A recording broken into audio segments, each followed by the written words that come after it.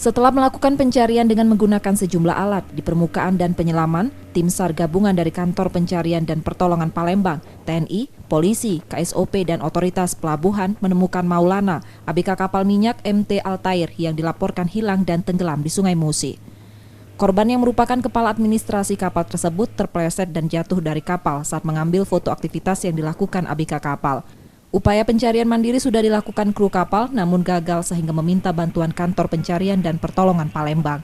Pencarian yang dilakukan tim SAR gabungan sempat terkendala medan di Sungai Musi, tepat berada di daerah Sungai Lilin Musi Banyuasin, yang berarus deras dan dalam sehingga mengganggu jarak pandang. Heri Marantika, Kepala Kantor Pencarian dan Pertolongan Palembang menerangkan, korban akhirnya ditemukan sekitar 9 km dari lokasi awal jatuhnya korban dalam kondisi meninggal dunia. Korban kita temukan memang dalam kondisi meninggal dunia. Jadi pada unsur SAR gabungan kami ucapkan terima kasih sekali lagi yang telah banyak membantu kami dalam melaksanakan operasi pencarian dan pertolongan.